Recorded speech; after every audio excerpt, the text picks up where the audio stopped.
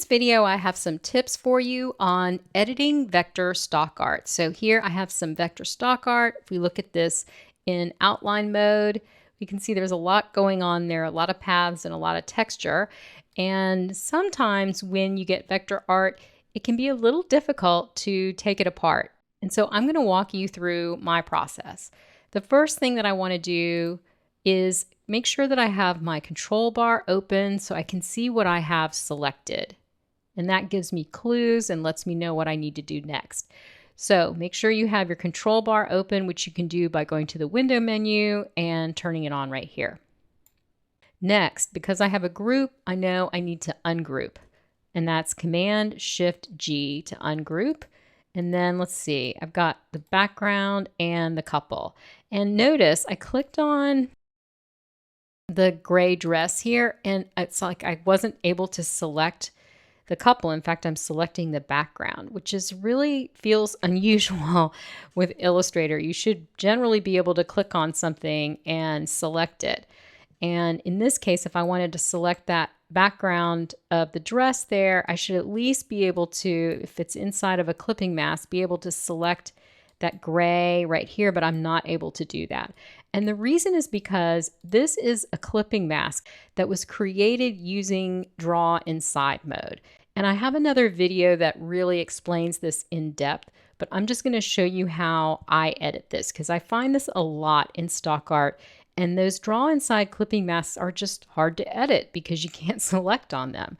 All right, so let me just copy, paste it in front, and nudge this couple off to the side so that I can start ungrouping them and really focus on taking them apart. And I still have a good copy over here in case I mess anything up. All right, so here they are. I'm going to ungroup and ungroup a little bit and see if I can get them apart. Looks like I have some hair details. Let's ungroup again. There we go. So now I have the dress. And the easiest way to change the color, for instance, would be to use recolor artwork here. I mean, that just makes it super easy to change the color like that.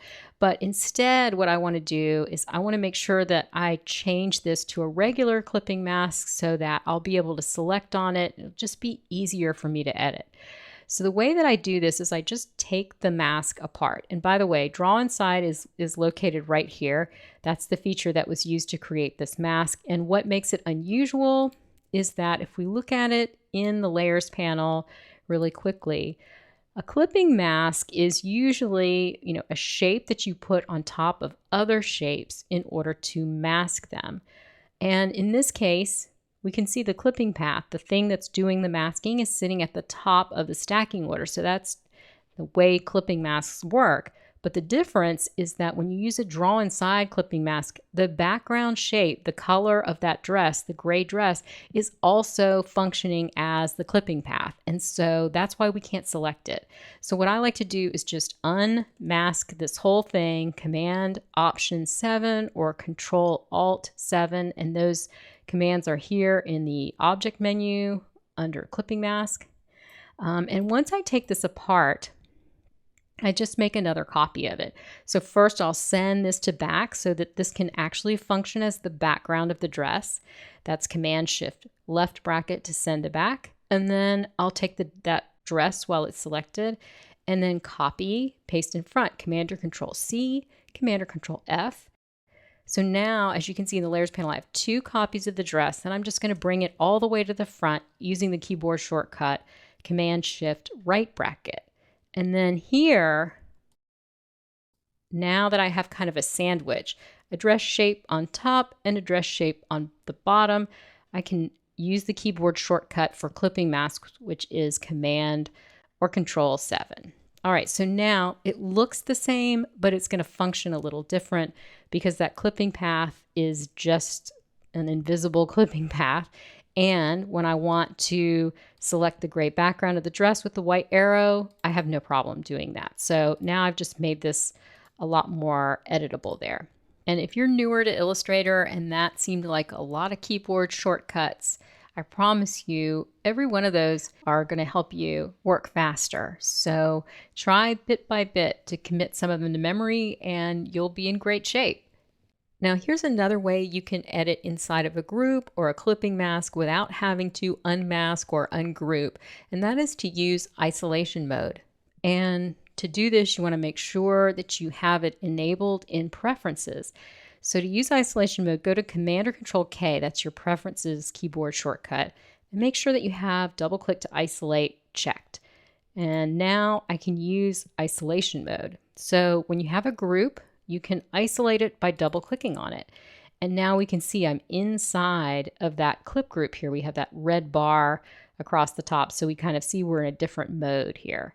And that allows me to select anything inside of this group. There's that sleeve shape. And then here I have a group of these squiggly lines that's making the pattern on the dress. So once I've selected them all like this, I can come over to the fill color here and just change that to white, and then back out of isolation mode. There's several ways to do this. The fastest way is just to hit the escape key. And there we are. All right, so I've changed the color on that dress and I've made a clipping mask that I can now select on, which is going to be easier for me to work with. So I see there's some stray art there that's not in the original, so I'm getting that out of there. Then I've got these little details here that go on top of the dress. So I'm just nudging them over. Oh, looks like I have the dress still on a separate layer. Let me just go ahead and fix that. I put it on a new layer so that we could take a closer look at it. But now that we're done with that, I can put it back on the layer where all the other art is. So now I've just moved the details to the top of the dress, and it's going to be easier for me if I just group them all together because I don't really want those to be separate from the dress. And then I can move this, nudging it right back into place. Now the arm, I can see, needs to be on top, and there's some parts of the hand. So this is like some things are grouped together and some things are not grouped together. So you just have to kind of, deal with that a little bit.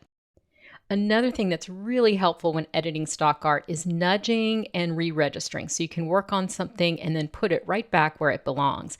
And to do this, I use the keyboard increment. You can find this in preferences. Command or Control K is the keyboard shortcut to get there.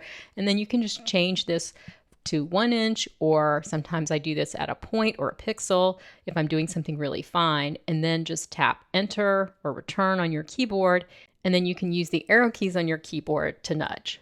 Let's see what we have here. Another case where things are not always grouped, like would make it easy for us to edit. So I've just nudged all the parts of the face, and I know that this is going to have to go in front of the dress because it's creating that neckline there. So I'm grouping those pieces together, and while I'm at it, I'm going to group all of the hair pieces together, which go behind the dress, and then let's bring the face to the front.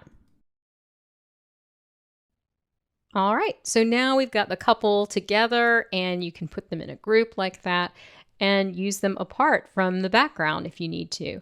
Let's take a look at this background though. Let's go here, copy, paste in front, and I'm just going to move this over here.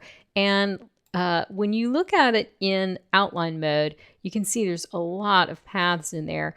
And all of these squares that we're seeing are expanded pattern fills, which are not easy to work with. And they do add a lot of complexity to your file here. And in this case, we don't even see that texture up here in the sky. We only see it down here in the sand.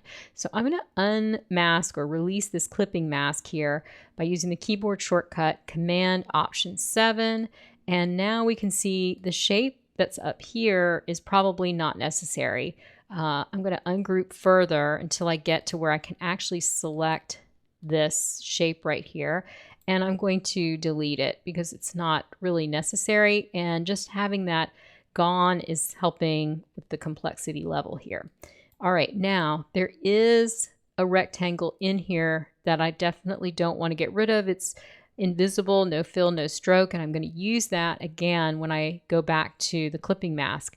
But this right here, you don't have to do anything about, all of this texture here, but sometimes to me, it's just easier if I simplify that. So I'm going to copy and paste it off to the side, nudging it like that. And I'm going to use the Pathfinder to get rid of all that extra art around there that I don't need. So let's go to the Pathfinder panel and click on crop. All right, so what that does, let's look at this in outline mode. It actually takes whatever that shape was that was containing all of this, that was the masking shape, and used it to cut away all of that art. And all of those little invisible clipping mask shapes are now gone. So we've just made that texture much more simple. And this right here, you know, it does appear to have an opacity setting on it because this got a lot darker when I cropped it. But let's go over here and see. We have an opacity setting that is a multiply 40%. Great. Okay, I'm going to delete this because I know, you know, what I need to apply to this to make it look the same. So let's go to opacity and multiply and then 40% like that. And then I can just nudge that back into place. Okay, and now the sand, you know, is a lot more contained. Then I want to find that invisible rectangle there. We can see it's just a path that I have selected now, and it's no fill and no stroke. That must be our clipping mask shape. And I want to make sure that it is on top of everything so that when I mask this, it will actually be the shape that creates the mask. So I'm going to use the keyboard shortcut Command Shift right bracket to bring it to front. And then when I select all of this, I can Command or Control 7.